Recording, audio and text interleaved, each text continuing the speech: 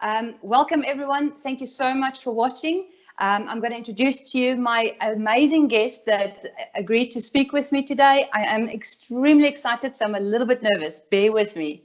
My guest was born in 1949, a South African scientist and a professor of exercise science and sports medicine. He is a member of the National Research Foundation in South Africa. An impressive 740 published books and articles on sports science, dieting, and health. He has also ran more than 70 marathons and ultra marathons.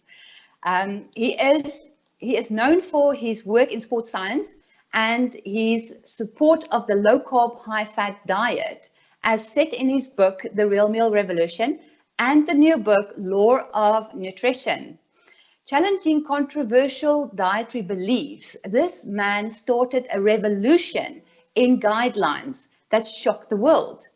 While his career has seen him involved in some controversial circumstances, love him or hate him, you cannot deny his contribution to scientific research. He went from being the golden boy of sports science to being the outcast quack that with controversial ideas, all because of a Twitter post. But he is my hero. Since 2015, when I saw one of his videos for the first time, and I'm sure for so many other people who have since lost the stubborn weight, and I'm getting emotional, and regained their health, contradicting conventional advice. So we won this fight against all odds.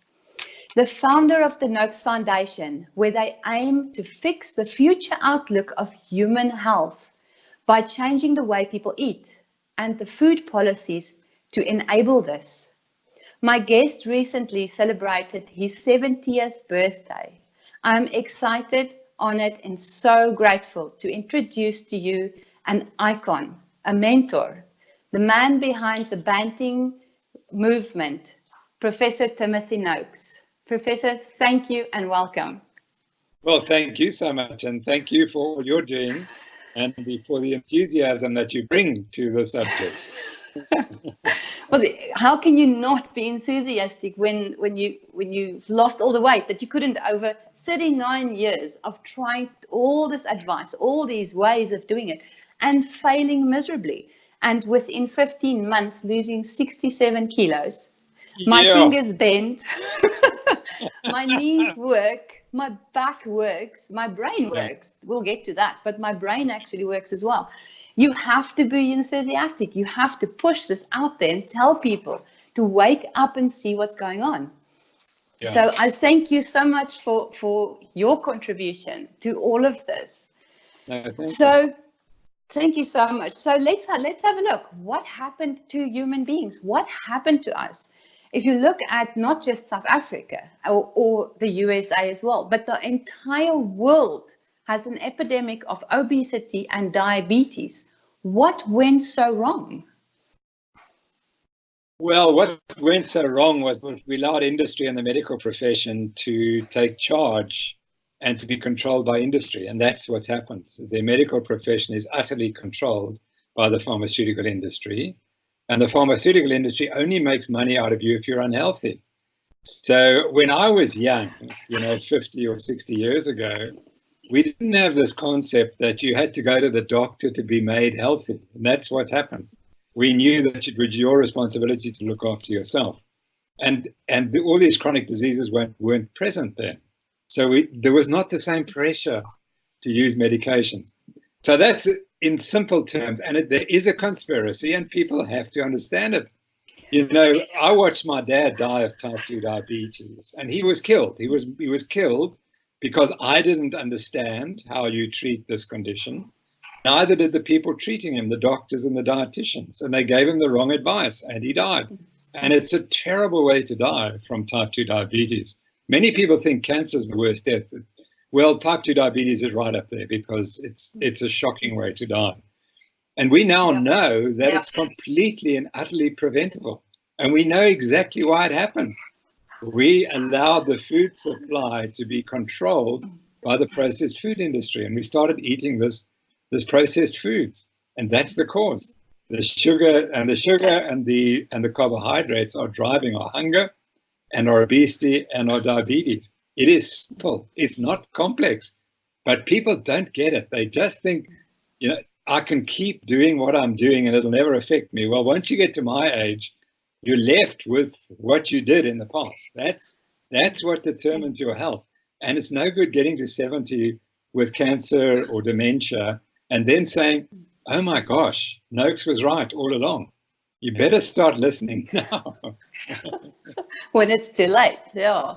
Well, it's interesting. I've been watching you for a long time now, and I actually watched the trial videos again over the last few weeks, just to familiarize myself with what happened there. And the same with you. My husband's stepfather, he also in 2012. Okay, well, it's a little bit more controversial. I don't know what the word is, but anyway, he committed suicide. He was diabetic, terrible blood sugar readings of 23. The headaches, the heart bypass, the medication. Oh my gosh, the medication. We watched this guy literally lose his mind. And he was constantly either in hospital or he was blowing up from, well, what we could only imagine. His brain couldn't handle it anymore. Yeah. And again, we sat back watching this because we didn't know. You don't dare interfere because your doctors know, and the doctors are going to take care of him. And like you said, we give up our most valuable commodity, our health. We give it over to strangers. We absolutely just hand it over. And it's time for us to take responsibility for that. But what do you do if you're in that situation when you're being threatened by heart disease and diabetes? The only thing you can do is go to your doctor and get professional advice. And, well, you have proven now that that's the wrongest thing you could do for yourself. Yeah, that's the reality. You see, medicine is brilliant if you have an acute condition, if you're in a car accident or you need major surgery, orthopedics or childbirth and so on. Medicine it's unbelievably good. And most surgery is astonishing. The advances in surgery over the last 100 years are nothing short of miraculous. Now, you contrast that with the management of chronic disease, which is diabetes and cancer and dementia. It is utterly hopeless. Yeah. So you've gone to your doctor and you've been well treated for acute conditions. And then you think, gosh, he's so good at treating those conditions. He must be also very good at treating my chronic disease. And it's absolutely hopeless. And the doctors just don't have a clue because they're not trained. The dietitians don't have a clue because they've been trained in one way and it's wrong, and that's the only way they know.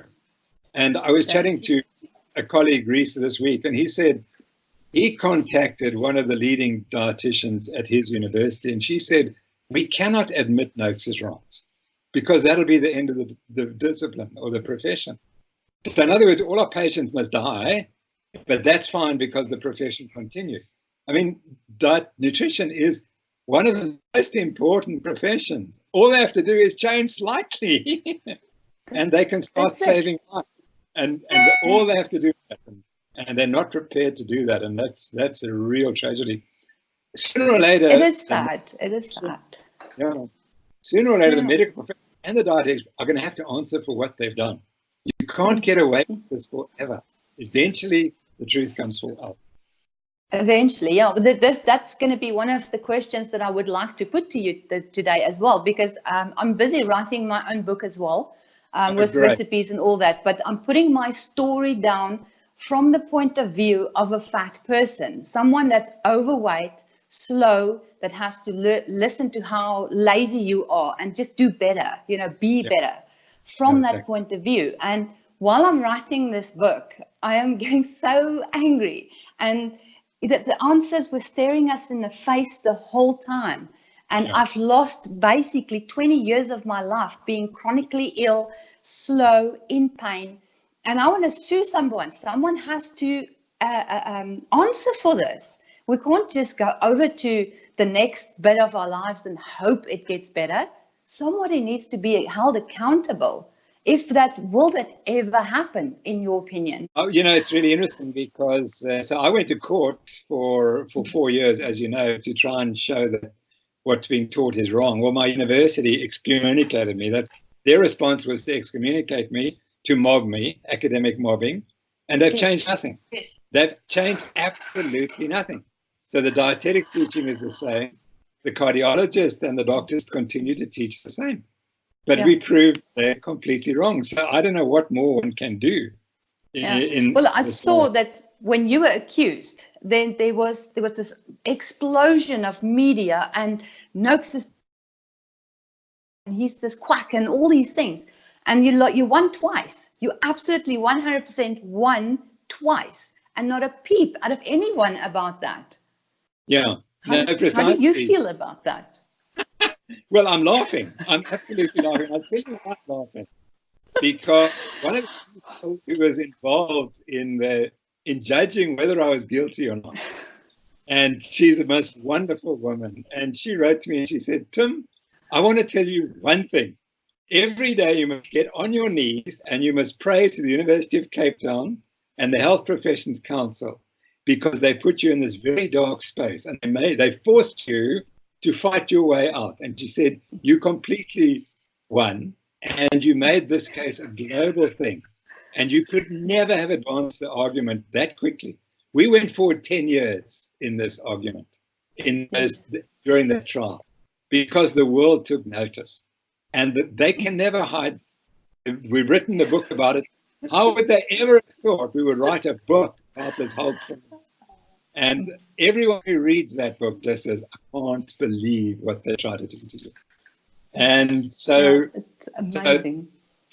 So then you're quite right, when the result came out, no one took any notice. And you see, to me, that's how well controlled the media is.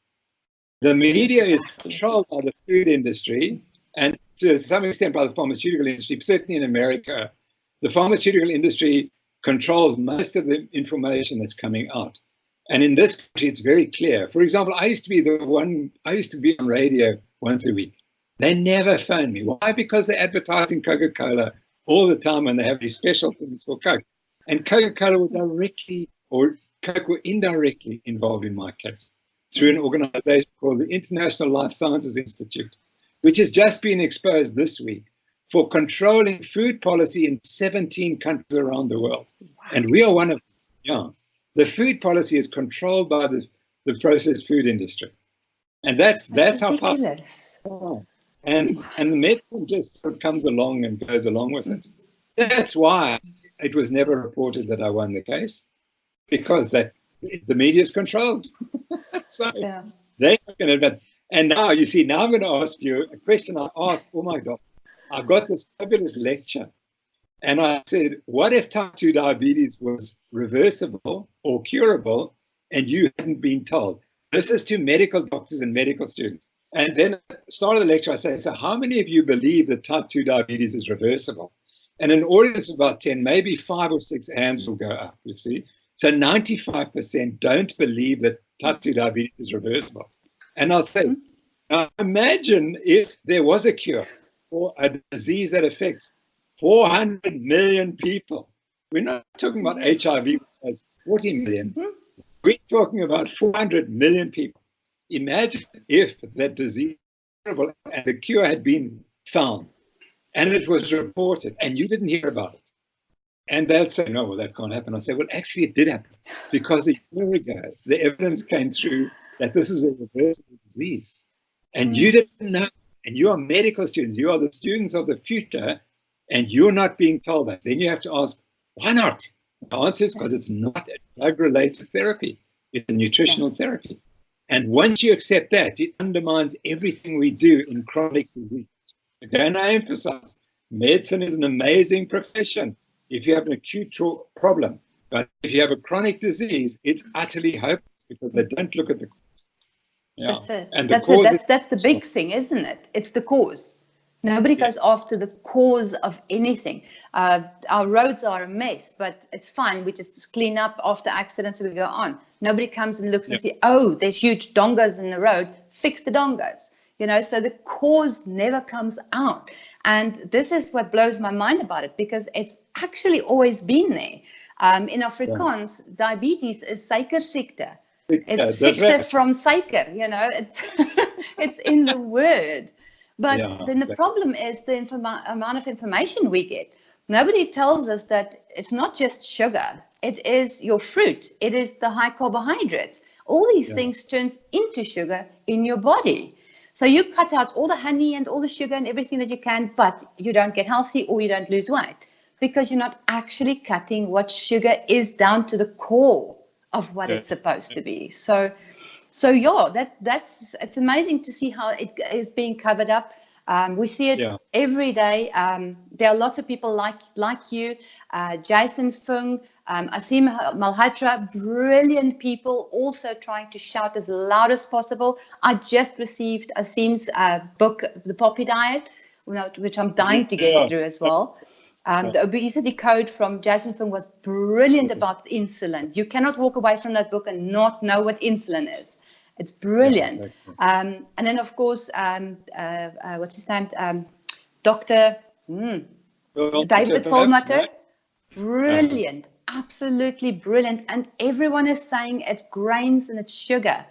I had an argument yesterday with somebody in my office telling me how good pap is. And it's like, no.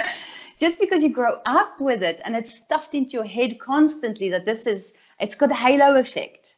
It's good for you and you got to eat it.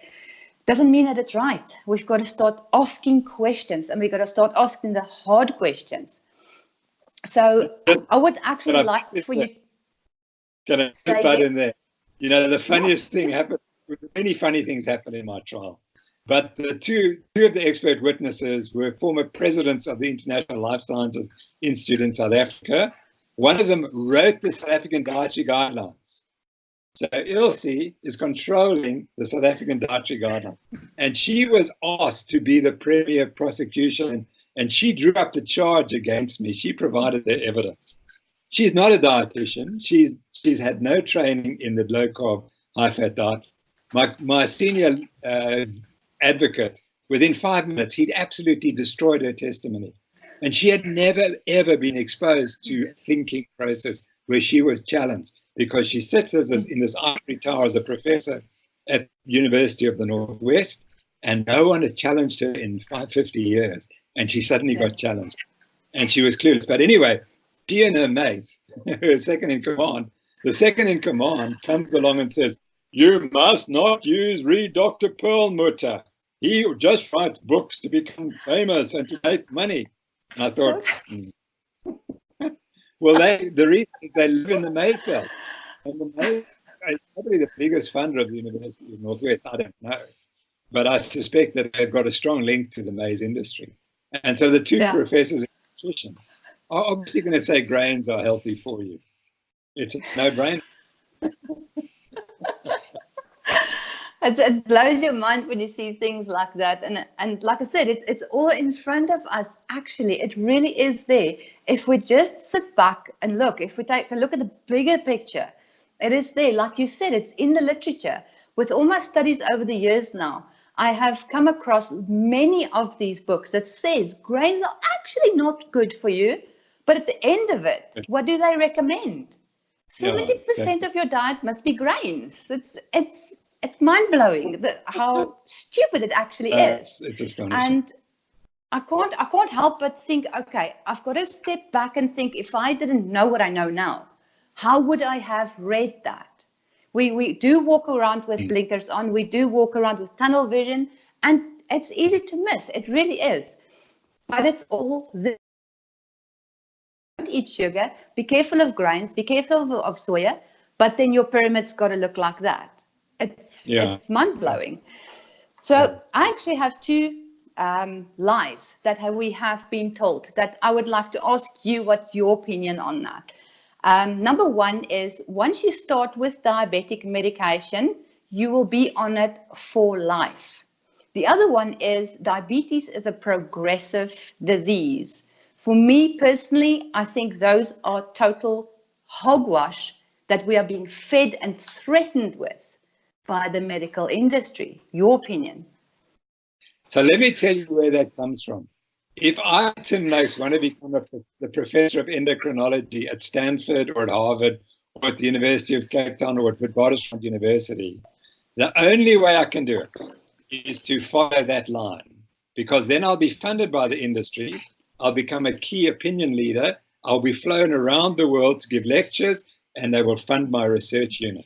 And I will have lots of money to spend on my students and PhDs and so on, as long as I study insulin. So what do?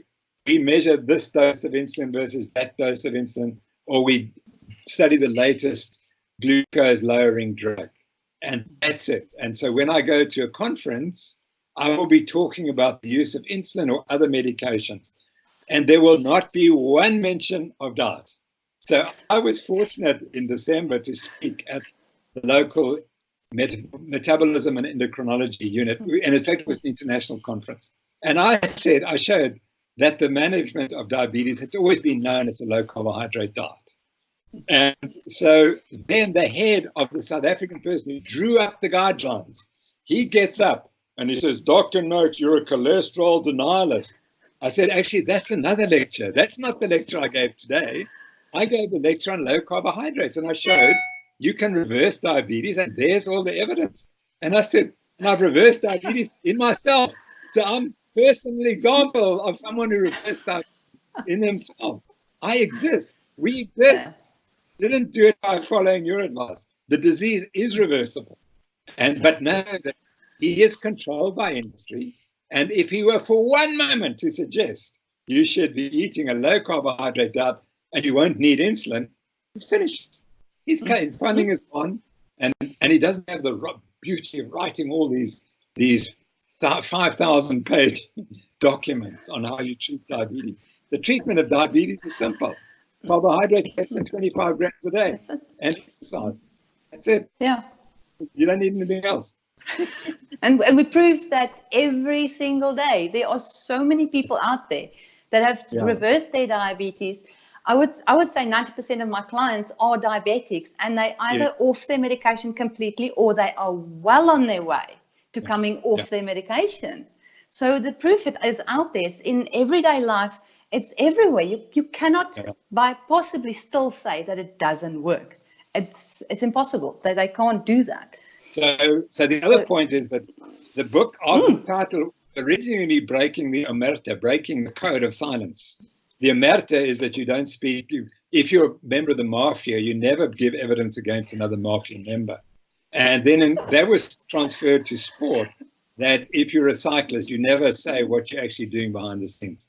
So that allowed people like Lance Armstrong to dope and so on. But in medicine, the omerta is you do not speak about nutrition. It has to be the medical model, the pharmacological model.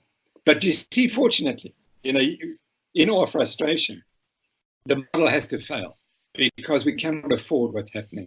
There's an article yesterday in the Daily Mail showing the diabetes rates now under 40 are just escalating. And 1 in 8 children young adults below the age of, I think maybe it was 20 or 40 had diabetes. I mean, this diabetes used to be a disease of the 50s and 60s. Now it's a disease of the 20-year-olds. And we can't afford that. So what are they? What's the solution? We'll put them all on statins early on from the age of 20. No, please don't do that. But this is essentially where we're heading. Our young people have got old people's diseases. Yeah, that's correct. Yeah. Because their mothers ate badly during their pregnancies. They ate high carbohydrate diets. And then the child is weaned onto a high carbohydrate diet and often not breastfed, and that just sets them up for diabetes at a very young age. Yeah, and then it gets worse and worse from there. Like I'm expanding in my book as well how we because my husband and I both overweight, acid reflux, IBS, diabetes, the whole shebang. We were lucky enough to get pregnant in the first place. You know, it took us forever to fall pregnant. My body never knew it was pregnant, so I had to have a C-section, never did the breast milk thing. The body did not know it was pregnant. But I was very happy to have this little baby. And we vowed that we were going to keep his dietary requirements. We're going to keep it healthy. We research, we make sure that he gets what he needs, because we don't want him to go through life as a chubby kid. We don't want him to have all the medical disadvantages and all of that stuff. Just to realize, when he turned, I think it was 10 and a half-ish, that way instead of that way. So he's getting overweight, he's getting slow, and we're doing the best we can. What are you doing wrong? So then that is where I actually then saw one of your videos, and well, it's a long story short, we lost all the weight. He is a brilliant little kid. He's awkwardly shaped because he's 16 now, but he's healthy. His brain works. He's not hungry. You know, so. But we were trying our best. It's which grains and which seed loaf and health bread, and you know, you're trying to do all these healthy things just to be slapped in the face one day and it's like, oh my gosh, so very wrong. So wrong because of the advice that's out there. But you changed a little boy's life for the better. Absolutely. I will send you my writing so you can read about what you actually did for us as a family. But the point was that it can change. It absolutely can change. And it's so difficult for people to get past the medical practitioners who fight with them. I get so many clients that come back, and I'm talking about kids, little kids that I have to help with their diet because they got celiac or candida overgrowth, or they're already diabetic. And they come back to me in tears because their doctor told them that you are doing this kid harm, you are making them sick, you know, so they come back scared and threatened by these people. And we have to try and pick up those pieces for that child. For me, it's criminal. It's absolutely criminal because you're harming an innocent child. And I know what the parents are going through because I went through it myself as well. But change is needed. And this kind of conversation needs to get out there so that parents know that. That's one of my questions as well. Is Banting for everyone, or is it just for the lucky few that have diabetes? Because most of my clients don't come in here being diabetic. I prove to them that they are insulin resistant and diabetic at the end of the day, but they have got fatty liver disease, or they are extremely overweight, arthritis. All these things are coming through. I've lost my chain of thought. You asked me, is it for everyone? And the answer is eating real foods is for everyone. Once you go on to processed food, you don't know what you're getting. And it's not satiating. It's designed, processed food is designed to make you hungry. So the key to life is you got to find the foods that don't make you hungry and satiate you. And once you do that, well, you're on real foods and then you're away. So it's really very... So technically, we say if you're insulin resistant, you've got to follow this advice. But you want to eat a nutrient-dense diet, and it doesn't matter who you are. And everyone's realizing it. Even world-class athletes who are not insulin resistant are realizing that when you put good nutrition into your body, you perform better. And this idea, the key is to make your muscles full of sugar. That's what we call glycogen in the muscles. That you've got lots of explosive energy. It's nonsense. You've got to nourish the whole body, just the muscles and their energy supply. And we misled, and I misled the world for 33 years. And it's so wrong because we try to simplify everything. It's one thing that determines whether you're a good athlete or not is how much sugar's in your body at the start of the event. I mean, you know, and everything else. And they're still, because they're paid by industry to make sure that's a message to get out. That's it, yeah. Well, and that's the biggest thing that we fight against here, well, where I am from in Zanin, is, oh, Banting is so dangerous for you, be careful of Banting. But nobody actually goes and reads, and nobody actually checks to see what it is we're doing. I get lots of people telling me that you're killing yourself or you're killing other people. Then I ask them, okay, but what do you think we're doing? We're walking around with big tablespoons of butter and we're eating too much meat. And it's like, no. I would like you to tell us, what is the key message of Banting? What did you set out to get us to know, to teach us? What is it that we need? What is Banting and what is it not? Okay. So the Banting is its real food. I mean, it's the real meal revolution. Right? Eat real foods. Never eat any food that comes in a package with a list of ingredients, those processed foods. So eat the foods that come directly off the farm. And I'm sure in Zanin, that's lots of good farming around there. There must be good food coming from the farmers. And that's what you need to do. I know Zanin has quite a lot of apples and some oranges, I think. You don't want the fruits, but oranges, Don't want that. You want the ones that's coming off the animals. And so it's really simple. It's and cook the food yourself and learn how to cook. And those are two key skills. So again, it's eat foods that come from the farm and haven't been processed and put in a package. And when you go and shop at ShopRite or Checkers or Woolworths, you only shop on the outside, the vegetables and the meats, and the eggs and the dairy, and that's it. I mean, I've simplified my food to meat, fish, dairy, eggs, and nuts. That's it. I eat almost no vegetables, but those are the 5 things. And you can be very healthy just eating that diet. And what I've realized that in my research is that the original Atkins diet, the original one, which he started and sort of got onto the Atkins diet, but it was actually the Pennington diet. And even before that, it was another guy's diet. They ate meat 3 times a day. That is all they ate, just meat 3 times a day. So that they were taking these obese men and women and feeding them, and then they suddenly got healthy. And so it's so simple. Now just stick with meat, fish, dairy, and eggs. I mean, I live on eggs and meat and bacon. And at 7, I've been on this diet for 9 years. I realized I'm coming to my 10th. It took me 9 years to reverse my diabetes.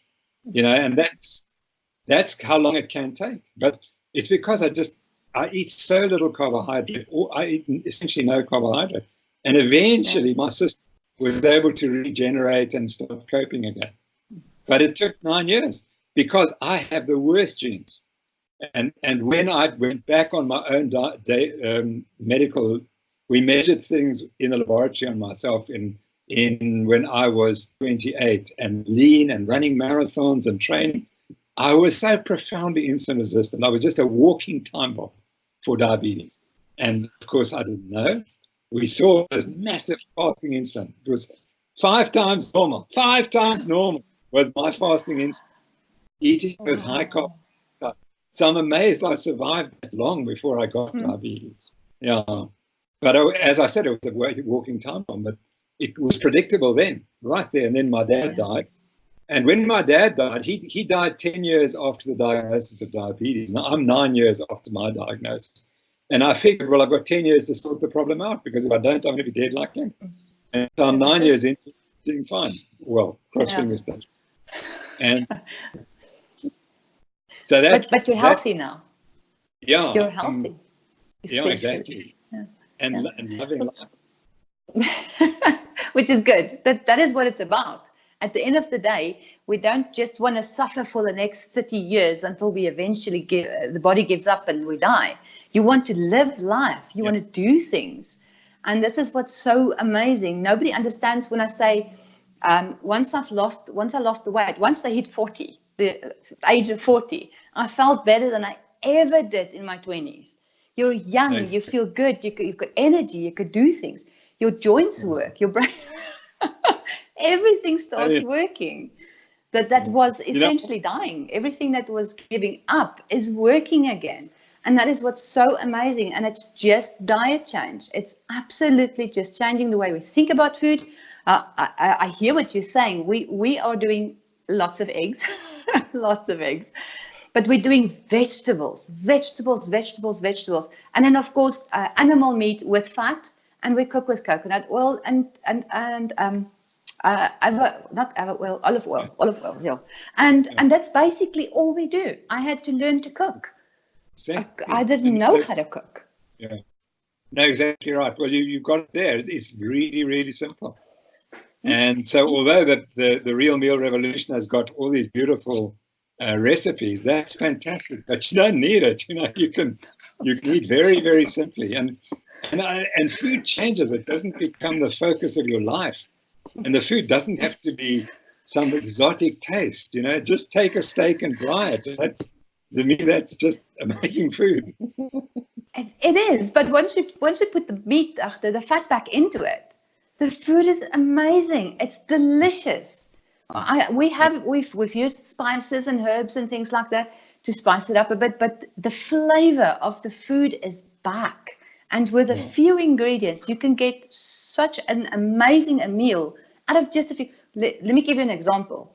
Pork belly and some fried vegetables cooked by my 16-year-old son in an evening after we get home from work. So how difficult can it be if a 16-year-old kid can do a pork belly in the oven and some fried veggies with that? It can't be. It can't be that difficult. And that's all we do. And it's delicious. The food is just yummy. Thank you for that. Okay, so let's have a look at a few more of the questions that I've got for you. One that I've got that I'm very interested in hearing from you is genetics. Yeah. Because I can see in my own family, if I look at my family on my mom's side and my family on my dad's side, two very different types of people. You've got the upper class that's got a little bit of money, but they're healthy. All the kids are still there. Everyone is kind of generally healthy. And then on my mom's side, they were farmers, but her one brother never made it past 20, diabetes. Her other brother never married, and then her sister also married. So they all four, because both families have got four kids. Okay, my mom's side, there's one aunt left, and then me and my brother left from that whole side of the family.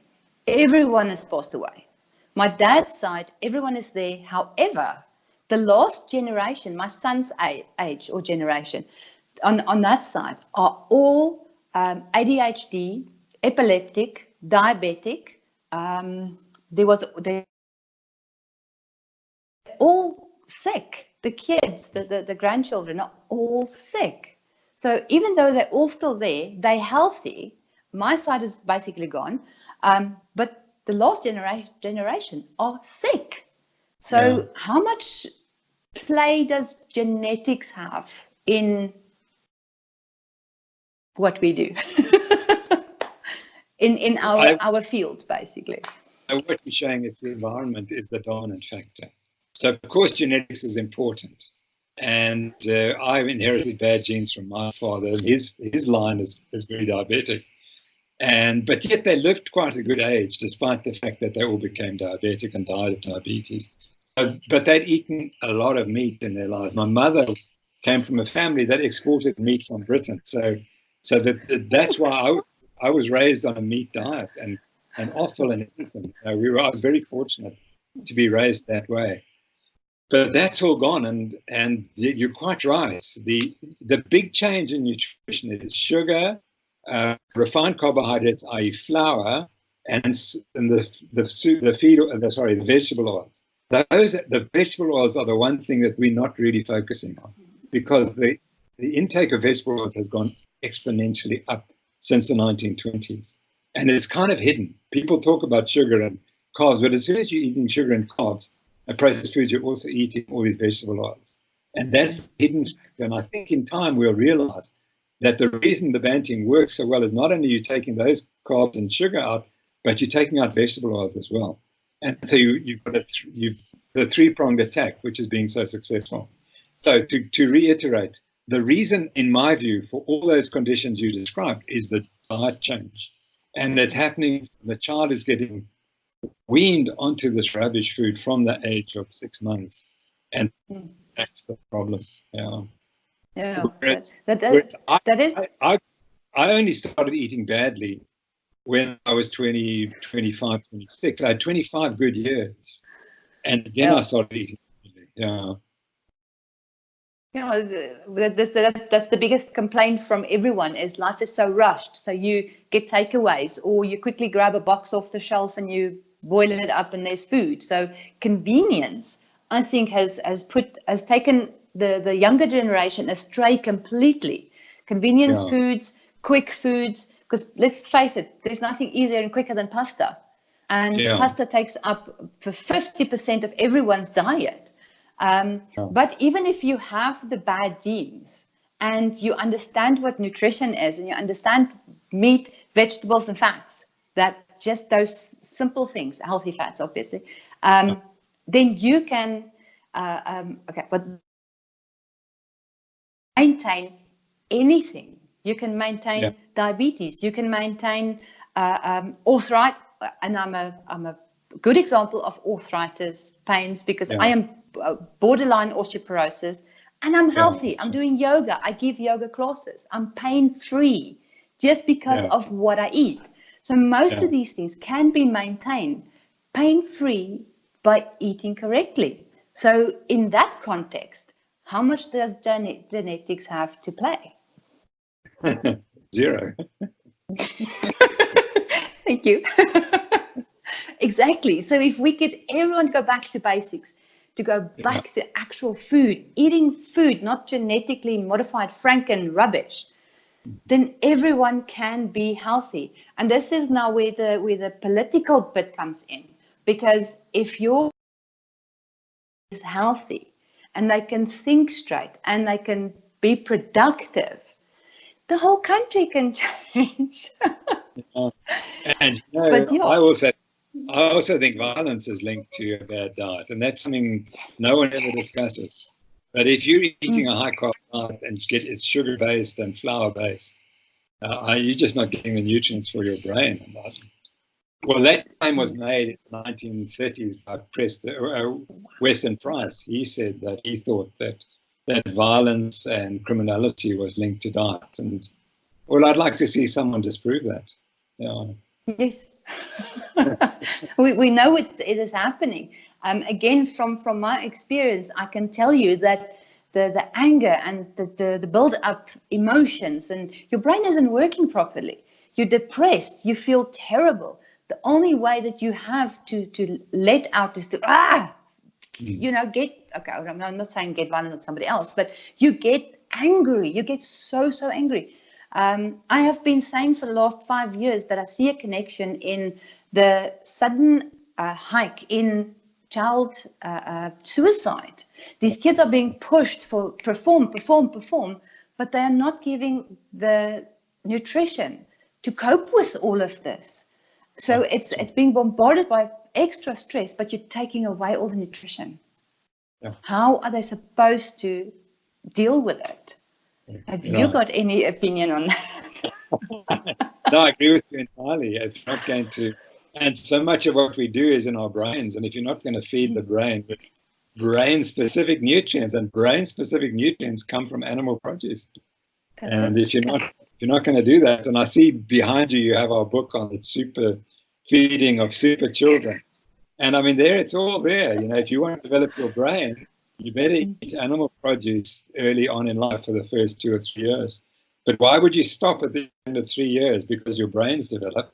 It's still a big organ and it needs a lot of nutrients. And you're not going to find them in sugar and pasta or bread and other grains. Yeah. Well, it's essentially your brain is the pilot to the aeroplane. And it has to be healthy and it has to be elusive and it has to do things. So you've got to keep feeding it what it needs to be able to do that. And if we do all these soft drinks and all this rubbish food, we are shrinking the brain, essentially, as I understand it. But you're losing so much brain power, if I could put it that way, because of the rubbish we're eating. So you know, I've turned 70, but mentally I feel like back that I'm in 21. I mean, physically I'm not, because I go to gym and I know I'm not 21. And I run and I'm not running like a 21-year-old. But when I think, I'm thinking as I always did, and writing and doing hard intellectual work. And my brain is just calm and relaxed and feels fantastic. Which it didn't years ago. It was under stress 10 years ago. Yeah. That's it. If you can think clearly, if your brain can work properly, you can think clearly, and suddenly all the stress becomes less as well. We ran our own business for many years before we started Banting, and neither of us were very, very happy in this promotional company, but anyway, that's beyond the point. But we were in this business and we were focused and we're doing things, and once we started Banting, it's as if there was a switch that flicked. We both changed our careers. We got rid of the business we hated. We're doing things that we love. We are. I was able to learn. I'm dyslexic, so for me, reading a book this big takes forever. But I'm able to do it. I'm suddenly able to do it. Jason Fung's book I read in a weekend, where I never could have done that. For some reason, I can actually comprehend what I'm reading, so it goes a lot faster. Being dyslexic means that you struggle to make a connection between the start of a sentence and the end of a sentence. So you're reading that sentence 10 times before you can actually grasp what you're reading. And here I am reading one book after the other, doing studies. Oh my gosh, I'm studying at the age of 40. You're not supposed to study at 40. It's supposed to be, in your career. But I'm studying and loving every bit of it because my brain could work. That it's not just the fog, there's a spark. The brain wants information and wants to do things. So just by changing our diet, we didn't just lose the weight. We didn't just get our health back, but we were able to do so much more because our brain is working. And that is amazing to watch us. If I could from the outside, I would have loved to have watched us grow as people. I'm also a TRE facilitator, that's trauma release exercise. So I deal with people in trauma as well, because I see the whole lot is connected. Your food, your nutrition, and your stress hormones and trauma and all that stuff's all connected. But to go from printing T-shirts to getting into this and helping people change, that there's got to be something to what we're doing. So that's the one I want to get to now, is that hunger monster that absolutely drives you. At 139 kilos, I had a ton monster. My monster weighed a ton and he wanted to be fed. And most people don't understand when we talk about the hunger monster. If I could ask you to give your opinion, I know, of course, what it is. So, a colleague the other day said, "Tell me, Tim, what is the symptom of obesity?" I said, "Symptoms of obesity, I thought joint pains, blah blah blah." He said, "No, hunger. Hunger is the defining symptom of obesity." And I mean, when I lecture, I say, you have to control your hunger. This person is fat because they are hungry. That's the one characteristic. You have to take away the hunger. And exercising and eating less doesn't do it. You've got to find the right nutrients that will take your hunger away. And once you do it, it's absolutely astonishing. As you know, within days, your whole life changes. Yeah, and it actually goes away. When you go from 139 kilos and this drive to eat, consume constantly, it's on your mind the whole time, literally from when you wake up until you go to sleep. That's if you sleep. You are hungry. You're constantly thinking of food. Mom, tonight, what do? We eat before we go, because you don't know when you're going to get fed. You've got to make sure that you've got to eat. Now, we don't care. If there's food and we're hungry, we eat. If there's food and we're not hungry, we don't eat. It's as simple as that. And for most people, that is so controversial. Like, no, but you're being rude and, that kind of thing, which I disagree with, because you have to listen to your body. You have to get that connection going. You've got to hear what it's saying and do what it asks. Don't keep stuffing food in. So, but that hunger monster, it's, I was at lunch with a whole bunch of academics the other day. It was a research meeting and included the vice chancellor of a university. And I didn't eat lunch. And they looked at me, gosh, you're so disciplined. I said, it's got nothing to do with discipline. Then last night, I started with some people, and I ate as I always do. I didn't drink any wine or anything. I just drank water. But you were so disciplined. I said, no, it's got nothing to do with this. It's just, I don't like those foods. This is what I like eating. These are intelligent people. The people I talked about, they were all super professors, heads of universities. And I said, you just don't get it. And you're in charge of feeding all the students at your university, and you don't understand this simple thing, that it's all about hunger. Yeah. It's amazing to watch. To try and explain to someone who hasn't been there that hunger monster drives you. It absolutely drives you. And there's no amount of willpower in the world that will stop an overweight person from eating that hamburger if you put it in front of them. You cannot physically do it. Your gut, your brain gets taken over by this monster.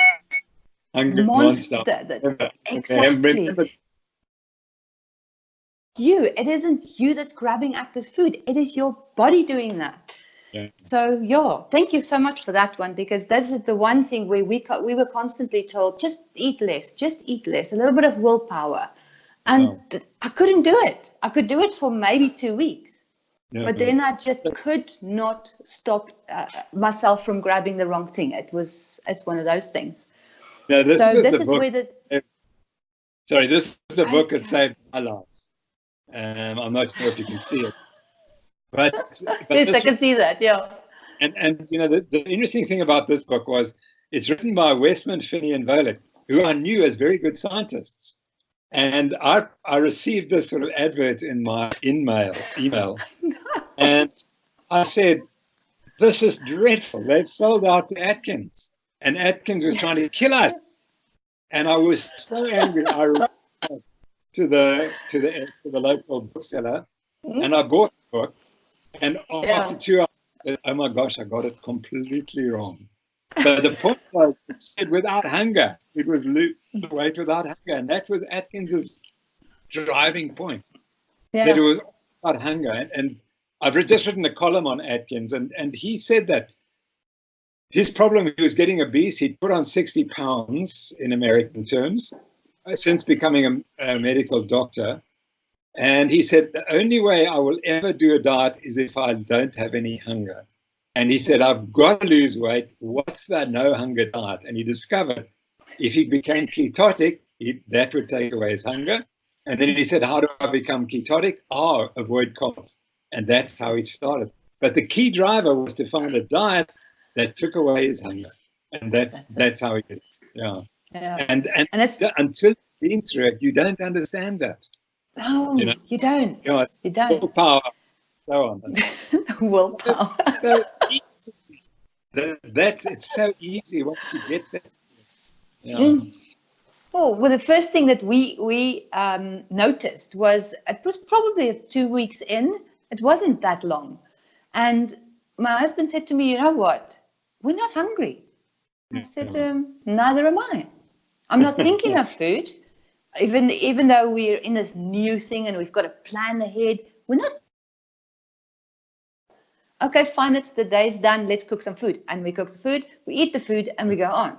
We're not constantly thinking about food, which was mind-blowing to actually go from this over-obsession on food to Nothing.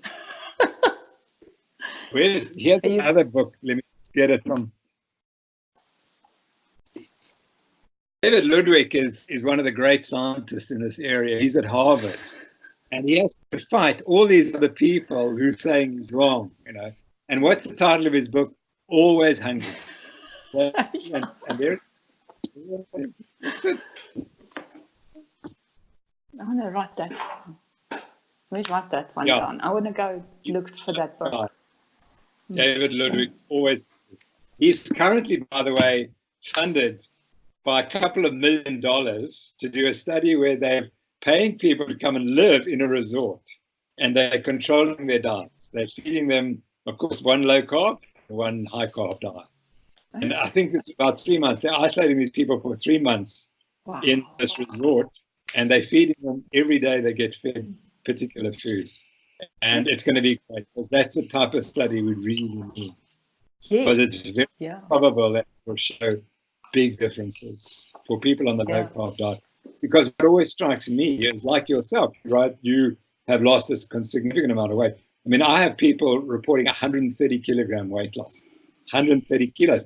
But if you look at the clinical trials, it's about 4 or 5 kilograms, and everyone gets excited. And why is that? Why in the clinical laboratory studies don't they see what we see in the real world? And that's the question. It's because to lose weight, a lot of weight, you have to get over your sugar addiction. And if you're in a clinical trial, there's no need to get over the sugar addiction. No benefit from it. You're just doing a clinical trial, you're getting paid to do the study. So you're going to cheat on the side.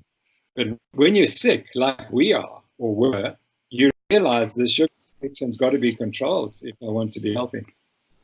Yeah. That's it. Yeah, that's and getting healthy is one of the biggest driving forces behind someone sticking with it. Because I can tell you now that there are lots of people ask you, but how do you stick with it? How do you hold it out? I say, well, you have to find your own aha moment, and you have to find your own reason that you want to be healthy, or you want to lose the weight, and you want this. You have to actually want it. If you don't want it bad enough, you're going to fall off. It happens all the time. But if you really want the benefits from it, you will stick with it. It's been proven over and over again. Yeah. So, but the other one thing that I was told over and over and over again is inactivity makes for obese people. Also, again, in my book, I explain how I got slower and slower and slower. I was a hockey player, a goalie, because I was big. But even with my hockey kit on, I could keep up with the best of them. I was fit. I was doing good, and I could chase a ball as well. So it wasn't because I was inactive. I played Free State Colors, so I was a good hockey player, and I really did do well. But I was overweight, and nobody could explain why. And at the age of 16, I was diagnosed with arthritis and told to stop playing hockey, which I refused to do because it's my game. You're not going to stop me from playing this game. But I was not inactive. And when I left school, I worked 3 jobs to keep myself going. And I'm an active person. I'm a physically active person. So for me to sit behind a desk is no good. So I had to run stairs, and I run this way. I was constantly on the go, but I kept picking up weight. So inactivity is nonsense. It's absolute rubbish to tell an overweight person to push all this rubbish food through their veins, through their heart, is damaging. So my question to you then is, how much exercise does an overweight person actually need to get themselves healthy? Let's take me for an example. At 140 kilos, how much exercise did I need to get myself healthy? Well, no, it's not going to make you healthy. You've got to lose the weight first. And I mean, we've done clinical trials in Canada with a group, and they showed that if you tell people 140 kilos to start exercising and to change their diets, it doesn't work. But I mean, the changing the diet is reducing calories.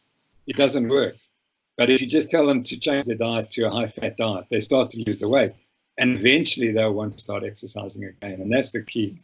And you've got to lose the weight first. So that's point one. But you cannot outrun the effects of the diet because it's biology. And the running doesn't change the core biology. The core biology is hyperinsulinemia, hypersecretion of insulin, as Jason Fung describes. Now, you can do all the exercise in the world. That's not going to change the way you respond to carbohydrates in your diet. You will always secrete insulin and you'll always be hungry. So it's the wrong model. Now, why are we told this? We are told this because Coca-Cola wants you to believe you can have your Coke and drink it and be thin, and you can't if you're insulin resistant. And they funded an organization, the Global Energy Balance Network in the United States of America, which was run by a great friend of mine, Stephen Blair, Dr. Stephen Blair, who was always obese and who developed the medical complications of obesity, despite running around the world twice. He would run every single day. And he never understood why was he still obese when he was running. And the Global Energy Balance Network was set up to misinform the world. It was funded by Coca-Cola to give this message, and he became the spokesperson. And no one asked, but hold it, Steve, you're a bit obese and you're medically sick. How can you be a spokesperson for health when it's clearly not working for you? But that was it, it's fat shaming. You can't say that. I mean, he's quoted as saying, a lot of people say it's eating junk food that's causing us obesity, but there's no evidence for that. That he's on record as saying that. So that's point one. Point two is the American College of Sports Medicine, of which he was a former president, is funded by Coca-Cola and Pepsi-Cola. And they have one goal, and that is to make sure that you continue to be addicted to sugar so they can sell their product. And so they're saying, but you see, now exercise is medicine. You can make yourself healthy if you exercise. And I know you can't do that. I got diabetes despite running all these marathons and eating what they told us to eat. And it didn't work, and it never will work. Myself and Asim Malhotra, who you know because you're reading his Peyote Diet, we wrote an article in 2015 called something like, blah, blah, blah, you can't outrun a bad diet. And that became the 49th most viewed article in all of this. They looked at 7 million publications. 7 million publications. Wow. And it was the 49th most viewed. So people are understanding it. Yeah. So, it's getting out there slowly. It is getting out there. Yeah. No, but again, just draw attention to the CrossFit organization, because I write for them. I write for their website, crossfit.org. And if you really want to see the people like myself, the mavericks who are trying to undermine medicine, you write for that. And CrossFit has been targeted by Coca-Cola and Pepsi-Cola. They're trying to put it out of business because CrossFit promotes a low carbohydrate diet with exercise as the solution. And so they put it out of business. And Greg Glassman, who started the company like 20 years ago, is an absolute genius to come up with the type of training that CrossFit does. And he's just said, I don't care, I'm taking them on completely. And so there are about 10 or 15 of us who are in my position where we're actively promoting a move away from conventional medicine and pharmacological treatment of disease. And we all write, when you see this stuff there, you say, how could I ever have believed otherwise? Well, I think that is the best place to learn from, is to learn from someone who has been there. Change comes from necessity, and where you were in a particularly good position and unique place, because being a professor of sports science and those kinds of things, you were in a good place to take this on, because you realized for yourself what you were doing to yourself and how to change it and to heal yourself. And I think that is where we also need to come. If you're going to, for instance, when I fractured my back, that was the end of 2015, I went to my doctor And he congratulated me on losing so much weight and trying to help me and hunting on. And then I said to him, but I'm doing the Banting diet. And he says to me, oh my word, you cannot do that. So of course I pointed out his beer belly and I said, I'm not listening to you for advice, whom I have been coming to over the last 20 years, and you could not help me. So if we look at our doctors to start off with, look what they look like. Do you really want to take advice from somebody like that? Whereas you helping yourself, fixing yourself, I'd rather take your advice because you helped yourself. And the most unhealthy looking are the cardiologists. They have to go on the low fat diet, you see, because how can you tell your patients not? There's a lovely moment, you see. So when the University of Cape Town turned against me, they published a letter in the local newspaper saying I was a quack and I couldn't be trusted, and the university turned its back on me. And this came from 4 senior professors, including the guy who's now the rector of Stellenbosch University, by the way. And this famous rector of the Stellenbosch University wrote that it is clear this diet is causing all the problems we have. All the diabetes, the obesity, the heart disease is being caused by Noakes' diet. I thought, no, hold on. So that means everyone's eating the Banting diet, are they? The logic was unbelievable. Now, so then I went to the literature and the publication on South African populations. And what you know, as you all know, is that the key marker of whether you're eating the Banting diet is your triglyceride levels come shooting down. So if you have a population with very high triglycerides, they're not eating the Banting diet. And the South African population all has high triglycerides, and they're obese, and they're diabetic. And those are indicators that they're eating a high carbohydrate diet. But this gentleman, who knows nothing about science, and his 3 colleagues, can write a letter to the Cape Times saying that the South Africans are eating the Banting diet and dying as a consequence of it. And it is completely preposterous, and the evidence is clear.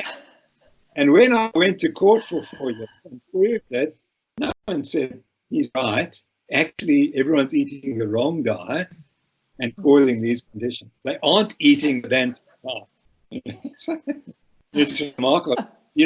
Last night I spoke and I said to the lady next to me, who knows a lot about the Banting diet, I said, how many South Africans, just South Africans, not the world, how many South Africans do you think have followed the Banting diet? I said, do you think it's hundreds or thousands or tens of thousands? So she said, well, it might be a few thousand. I said, it's at least 1.8 million in the Western Cape, the Cape area, because there's the Banting and Facebook page. And it's got 1.8 million followers who've been on the Banting diet. And the interesting thing is 80% are Xhosa or Zulu speaking South Africans, which is, and everyone says, this is a white man's diet and so on, and it's for the elite. It's nonsense. It's gone right through the communities. I must tell you, one of my favorite moments, I have these every day. I was driving to the airport the other day and I arrived and the boom wouldn't work. And out came a guy, and a Xhosa speaking gentleman, and he said to me, I'll help you here, blah, blah, blah. And then he said, I know you. He said, I recognize you. I said, yeah, I'm the Banting doctor. He said, doctor! And he stood sideways on it. Look, doctor, my belly is gone. And then he showed me his belt. See? And the belt he'd got about 4 inches down. He said, I've lost 10 kilograms in a few weeks. And everyone looks at him and they say, how did you lose so much weight? And he said, they're all... and when that happens, it's amazing. You realize you can't hide this. It's a virus that has just gone in the communities. And the doctors can pretend it's not happening. But the quicker they get on board, the better for them. That is amazing. If you think about how you actually changing people's lives, because I even now get people that come to my office and we have a chat, and then eventually they'll tell me, but I've been watching you for 5 years and listening to what I have to say and making the changes and quietly losing the weight, and you don't even know half. I don't even think you know a quarter of the people whose lives you have changed for the better, healthy, energetic, off medications. It is incredible how your peers can still fight against this when we, like you say, when we see the evidence every single day. It's heartbreaking, actually. It is. It is. You know, So, there's just a point, as we discussed. Discovery Health reports last week or recently that they're terrified by the rates of cancer now in people under 40. And again, it's exactly the same mechanism. It's just nutrition. And no, oh, what's happened? What's changed? Oh, the genes have changed. Try and blame it on the genes is not going to work for us. Yeah. No, but Professor Noakes, I want to ask you. I'm seeing a trend going on. Everyone is jumping on the keto diet, and everybody's doing the ketogenic diet. And what is the difference between the ketogenic diet and Banting, and which one is for what? Yeah, I think there is no difference. Ketogenic means that it's forming ketone bodies in your body. And the extent to which you form ketone bodies is entirely dependent on your particular biology. So we certainly know that if acutely we remove carbohydrates from your diet, everyone will become ketogenic very quickly. And that's where people picked it up initially, that the ketones were important because they took away your appetite. And so that's when the first diets came through, the Atkins diet came through, it was about developing ketosis. And he stressed that, and he said you must measure your urine ketones. And the reality is, once you go on this diet, some people will have high ketones and some will have moderate ketones. And generally, as you stay on the diet for longer, your ketones tend to become a bit lower, not quite as ketotic. There are changes. I think that if you are really sick, like if you have cancer or dementia, there may be special benefits for being seriously ketotic, to the point of even taking exogenous ketones might help you as well. But, you know, that's going to be the future. I think you'll find that we'll start treating those conditions by ingesting ketones. But at the moment, we don't know. All we know is get your carbohydrates as low as possible and don't worry about whether you're ketotic or not. Just get the carbohydrates down. Because ultimately, it's getting the insulin down. And the more you get your insulin down, the more ketotic you will be. But it's the insulin that appears to be driving the ill health. And so whatever you do to get your insulin down will make you ketotic to various degrees. But maybe we should say this is a low insulin diet. That's what we're really looking for. It does sound better, doesn't it? So if you look at the keto diet that is out there, it's more fat, more protein, vegetables. That is basically what the keto diet is. And the Banting diet, we promote a bit more vegetable. We want nutrient dense. Yeah. That doesn't matter how you get it in, as long as it's nutrient dense. Get your fats, your meats, and your vegetables in. Where I find that my clients who insist on doing the ketogenic diet, in other words, more fat and more meat and less vegetables, they do tend to suffer from adrenal fatigue. I have had too many clients that we had to treat for adrenal fatigue because it's too much. If you, like you say, if you don't have epilepsy or cancer, then it's not necessary to do a ketogenic diet, because in Banting you will go into ketosis anyway, like you just said. When you drop your insulin and you don't get sugar in, you go into ketosis and you start using ketones. So it's not necessary to do a ketogenic diet for going into ketosis, because cutting down your carbohydrates will automatically put you in ketosis anyway. Is that correct? Yeah, no, absolutely correct. Okay. I think that actually to be more ketotic, you have to cut the protein. And I don't think that's a good idea, particularly as you get older. You need more protein. So So a strict ketogenic diet is very low in protein and very high in fat. The ones that they use for epilepsy treatment, the ones that they use for epilepsy treatment in children are very low in protein, and that's not good. And protein is very satiating, and protein, I think, prevents weight gain. Because one of the problems with if you overeat on fat, you can become fat, although we kind of, we don't talk about that. Because all the fat that you store comes directly from the fat that you're ingesting. And with the effective help of insulin, of course, it's stored.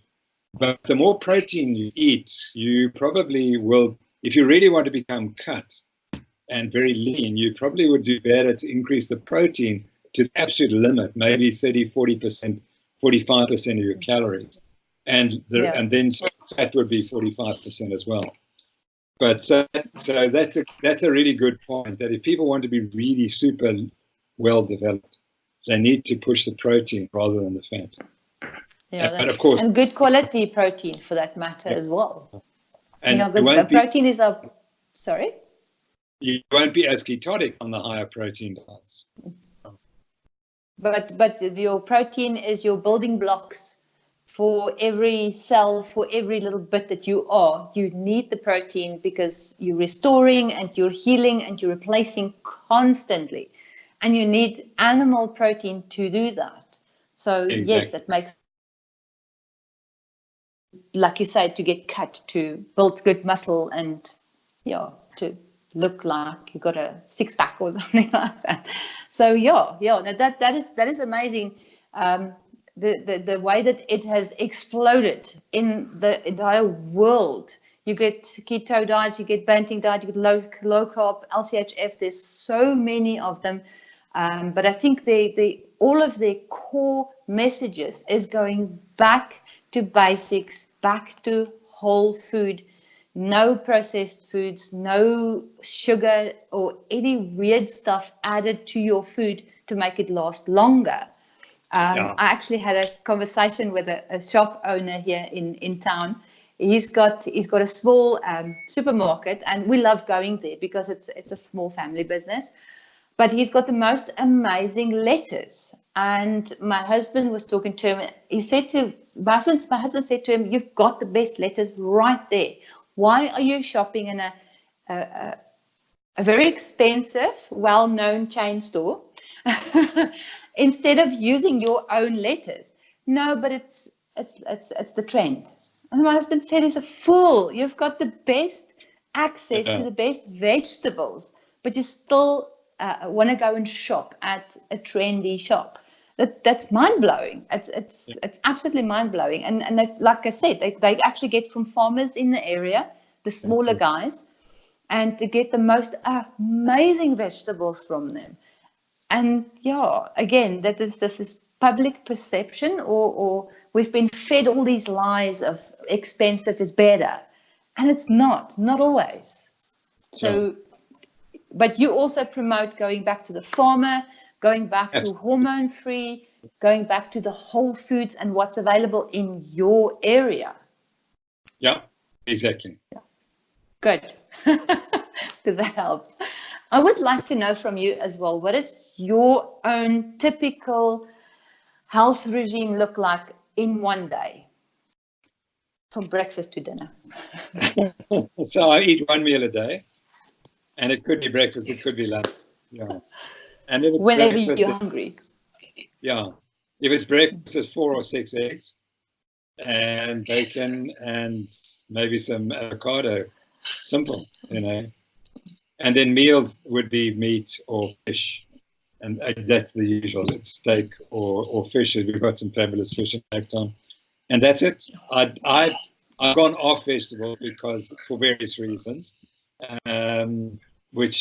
because I think that some people are allergic to aspects of vegetables, and I think I had a slight allergy. So that's that position. But I wouldn't advocate it for anyone unless they prove that they desperately need it. I wouldn't say to avoid vegetables. I think you have to have a reason to avoid vegetables. And then I eat nuts. I snack. What do I snack on during the day? Nuts, cheese, and biltong. So simple it is. And then for exercise, I run usually 3 times a week, and then I do really tough CrossFit training twice a week, and I've just come from it, and I'm usually exhausted. It's been life-changing. The two life-changing things in my last 10 years were firstly changing diet, and then joining CrossFit, because I think it's one of the most amazing gyms that there is, particularly as you get to my, because it's so easy just to sit in a chair and watch television and get stiffer and stiffer and get into this position. You know, that we call the vulture position. This position. And I look around and I see I'm 70, and I look around and I see who's in the vulture position. And you see all the old guys. You look at Boris Johnson. He's completely curved. And, you know, that's terrible. It looks awful. It just tells you this man is unhealthy, apart from his belly. But you get the belly, but then you get this bend, the osteoporosis. That means his brain is under attack as well from the hyperinsulinemia. And so I just can't, because you do all the activities you would never do. I mean, I've got a coach, and he forces me to do stuff I would never ever do because it's sore, and the stretches are sore. And when I first started to go, for 2 days I couldn't walk. The first session I did, I couldn't walk for 5 days. Now I've run Comrades, and Comrades was more stiff than after the Comrades, because I was using muscles in ways I've never used them. But all the activities you do are the daily activities. All they do is it's normal movements. And I was telling him this morning, I said, I was astonishing how flexible I am. I'm much more flexible than I ever was as a runner, because we do these stretching exercises. And then we do the squats. And, you know, squatting is, CrossFit is built around squatting. You have to be able to squat. And that is a power movement, and it's the basis for so much. So I'm a very strong proponent of exercise, but not just going to the gym and lifting a few weights, or running on the treadmill and doing the bicycle. There's much more to fitness than that. And I would never have known about it if I hadn't fortunately discovered CrossFit training. That's good. That's good. It's interesting. And if you haven't got a CrossFit person in Zanin, get one. Open a gym. I'm scientifically proven to be allergic to gym. So, okay. I tell you love it. It becomes something that you want to do.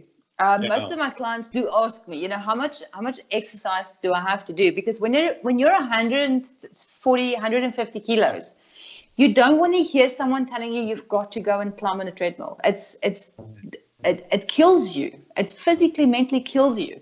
And the first few months, I actually try and hold them back just a little bit, lose the weight, get the confidence, and heal a little bit. And then eventually, boom, you look again, they're up in the mountains walking trails. You know, so because we're lucky enough to have that kind of stuff. It's amazing for stress release and for exercise and getting out and away from the house. But yeah, one after the other, off they go to the gym or running or doing yoga, or they're suddenly doing something because they actually enjoy doing it. So that is the difference between being told you're a sloth and inactive and move more, eat less, to what we're doing now is heal, lose a bit of weight, and then suddenly, bam, do you want to do it yourself? That's amazing. That is amazing to see.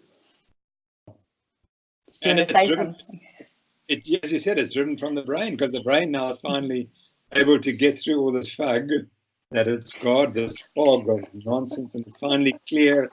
You know, when I was running, and often I would overtrain because that was my characteristic, and I discovered that when I was overtraining, I would just say, okay, you lie in bed, do not get up in the morning and decide to run until the day your body says to you, I want to run. Today, it'll tell you, today I want to run.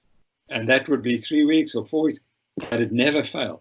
My brain would tell me, it's now ready, the body's ready, let's go and run again. The body will tell you, but you just got to listen to it. But that connection gets lost with all the rubbish food. It gets completely lost. Yeah. I've got lots of people that ask me exactly how much must I eat. I said, but you've got to listen to your body. You've got to relax, eat clean, eat healthy, so that that connection can come back. You can't work out on a little calculator or a computer how much of what you need. Your body knows, and it's you're in your body, so you'll know. You can't dictate to your body, listen, it's now 9 o'clock, you're supposed to eat so many carbohydrates, so many protein. You can't do that. Your body is so complex, and everyone is so different. Yeah. Me and you are different. In my own household, the three of us are different. The two men have their 4 egg omelets every morning, and I can't even look at an egg in the morning, can't eat it, I want to eat. So the three of us are so different. And then tonight, our son would say, I'm not hungry. We don't panic, we let him go. If he's not hungry, don't eat. It's terrible for a mother to say, okay, fine, you know. It's horrible because you constantly want to feed the little bugger something. He's got to eat. But once you start learning what nutrition actually is, you can sit back and say, right, he's fine. He knows what he's doing. His body is speaking loudly. Leave him. Because for a growing boy to say, I'm not hungry, I'm not going to eat, that sounds weird. That sounds strange. But if he isn't hungry now, then he doesn't need anything. So, we got to listen to our bodies. But up to the 1960s, everyone listened to their bodies because there was no dietitians. The dietetics profession is produced by the processed food industry. Because now you've got these lists of so much calcium and so much magnesium in this food and so much protein and fat, how you can balance up your diet. But you didn't eat that when we were eating real foods. The brain would tell you what you should be. That's it. Or you're driven, again, your body drives you to go and hunt or gather or find the food that you need. And we've completely lost that connection, like you say, from the 1970s, 60s, 70s. Yeah, the late 60s is when the dietetics profession ends. When it changed, And when my parents were that. Yeah. There wasn't something, Your mother was your dietitian. Yeah. My mother was my dietitian. Yeah, and I'm his. So he knows very well. That's why it's healthy. Yeah. And it's interesting to see a young man like that choose these foods as well. If the sweets and the chocolates and the cupcakes are out there, he'll pull his nose up and go straight for a steak. You can omkoop with seafood. He loves seafood, and he'd rather have food than cupcakes and sweets and all that stuff, because I think he's been clean enough to smell and see just how horrible the stuff is. Again, while kids get conditioned from very, very small. So, but I want to talk to you about the Noakes Foundation and the nutrition. I cannot remember its name now. That's the one. Yes. Yeah. What is your future? What are you looking for out of this? Why did you keep doing this? What are you fighting so hard for, basically? So the Nutrition Network began because we had so much money from the book. And I always put money that I get from my writings into trusts. And I got one trust with funds, a senior researcher at the University of the Western Cape now. And we do other things with those trusts. So I wanted to form another trust because all this money had to go back into low carbs. And we didn't know what we were going to do, quite frankly. We just had the money. So we then formed the foundation. And originally we started with the goal of promoting research, and we have raised 10 million rand from overseas to look at research, to do research in low carb diets, because there is no one in South Africa who will fund low carb diets because it's completely unacceptable. Yeah, the Medical Research Council. I was again chatting the other day. This lady, she when she hears my name, her eyes go up and, oh, not that man again. This is the Medical Research Council. And for 25 years, I was head of an MRC unit. It was one of the most productive in South Africa. It was one of the rated number 2 or 1 or 2 for 25 years. And they closed it down the minute I changed my diet, they closed it down. So you have to ask why. Who's funding them, and who told them they must close down Noakes' research unit? So anyway, so we realized there's no money. If you want to be a young researcher and make a career of studying low carbs, there's no support for you.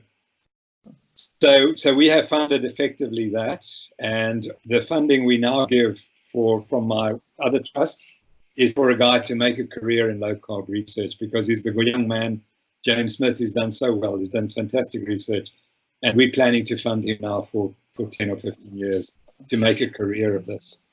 So the Noakes Foundation came along, and we did that, and then we realized that the real problem was the poorest people in South Africa. No one cares about them. And we worked out that those people can feed themselves on 30 Rand a day. Banting diet, 30 Rand a day. And we came up with the Eat Better South Africa campaign. And it's taken us 2 years. We've done 10 pilot studies, but now we're currently funding a randomized controlled trial, which means that we have got 40 ladies in Ocean View in Cape Town. And those 40 are some of the most determined, motivated ladies I've ever met, and they're all going to lose weight and reverse their diabetes and their hypertension, etc. And they're all ill, and they're being treated the conventional way. And we said, right, no carbs, no sugar, and we're hoping in 6 to 8 weeks we will show real major reversals. In the pilot studies, the results have been astonishing. You take people off sugar and carbs, and people who've been on hypertension, high blood pressure medication for 20 years. And in 6 weeks, they suddenly no longer need the hypertension medication. You know? So do you think we could get this funded by any of the funding bodies? No. Why would you want to? Of course not. The disease is by telling them how to eat. You know what I'm thinking in those communities, these very poor communities, they get like that, just like that. And we always say you have to change the food supply. You don't really. They have got good food in their communities, but they're just not eating it. They're focusing on the bad stuff. I mean, the fish and the vegetables available in Ocean View are astonishing, because they live right next to the sea, and the vegetables are astonishing. So they have got good food, but they're eating too much of the bad stuff. And once you get them off the bad stuff and onto the good stuff, there's dramatic changes. So that's the second thing. So we are hoping that the trial runs well. And if we can show you can help these people within 3 to 6 weeks, we hope to publish that and advertise it. Of course, it will be completely suppressed. The profession will suppress the science. So you're not allowed to show that. But we'll see what we can do with that. And then the third thing, about a year ago, we decided we would like to educate doctors. And we started this nutrition network, where we have lectures from the top leading low-carb people in the world, including Jason Fung you mentioned.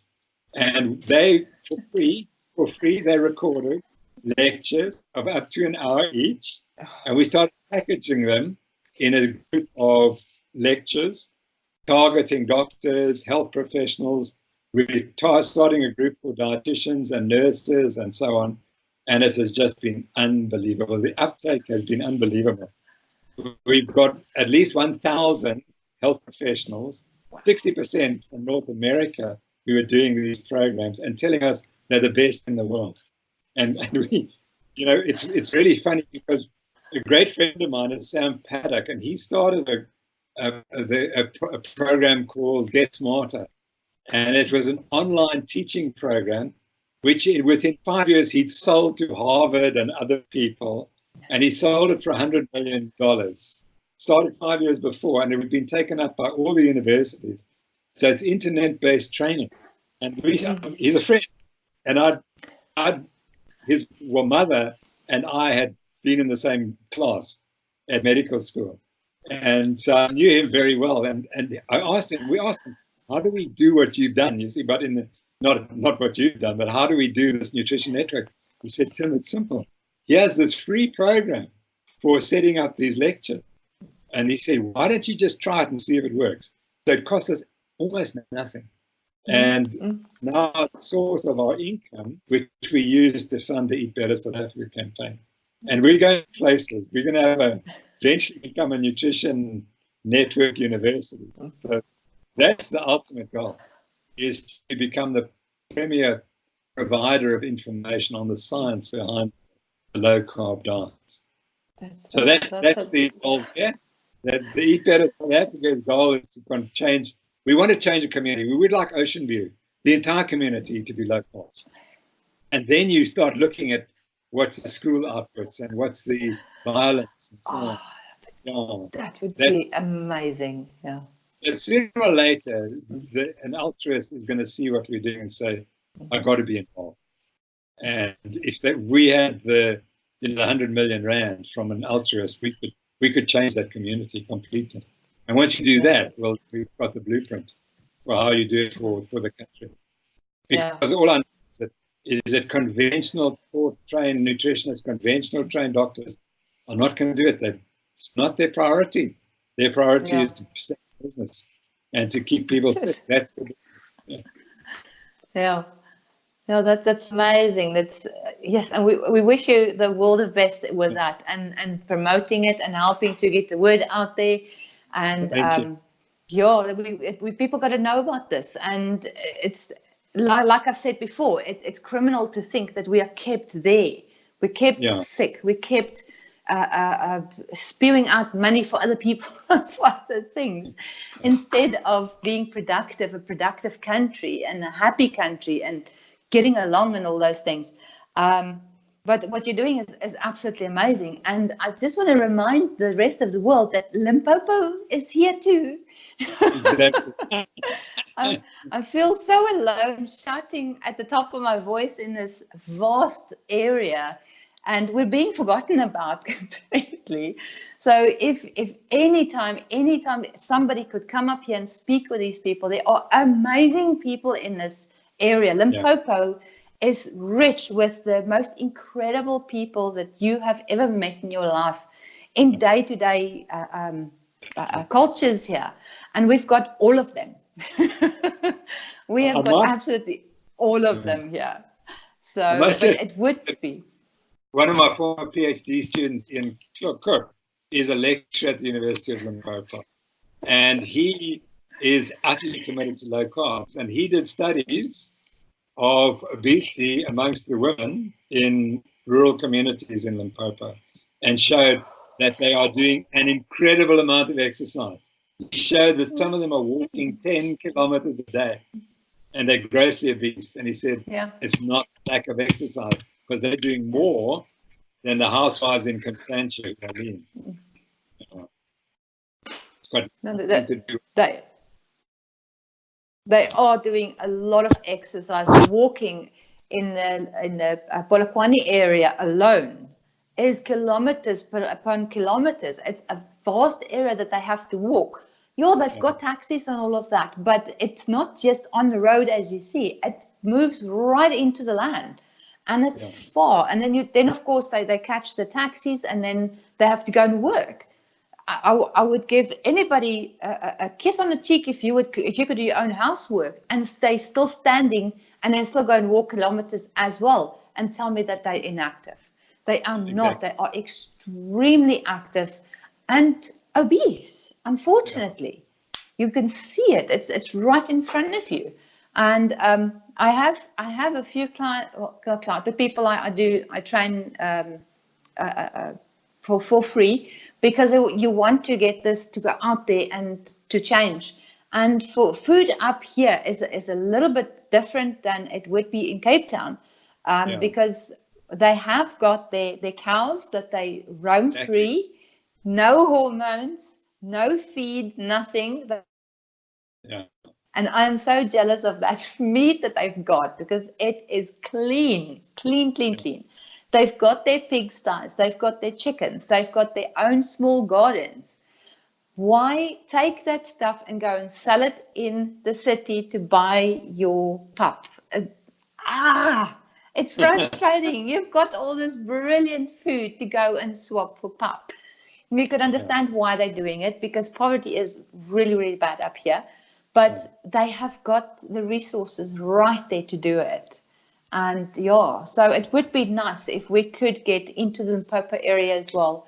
It is a huge poor Black community up here, and everyone seems to forget about us. So Yeah. please remember about us if you guys do that. Sure. Yeah. Yeah. So thank you so much, Professor Noakes. Thank you for what you've done for us. Thank you for what you've still continued to do, even after the age of 670. Oh my God. That's 30 years on me, hey? You've got 30 years on me. And you look amazing and you sound amazing. You're still doing this at the age of 70, which I find is absolutely amazing. And the work that you do, we are backing you. We're all there for you. Use us. Remember that you are not alone. And while I was watching the trials, my heart broke for you and your wife, what you had to go through, what you had to endure for us. I know that you do it for yourself as well, and your own principles, but essentially you've done it for all of us out there that managed to change our lives. And that's just incredible. Thank you. We can't say thank you enough. Well, thank you. Really, it makes it worthwhile, I promise you. You know, every single person who says thank you. Thank you so much. Yeah. My pleasure. We definitely appreciate it. We're happy you lived. We're happy that you lived. So thank you so much.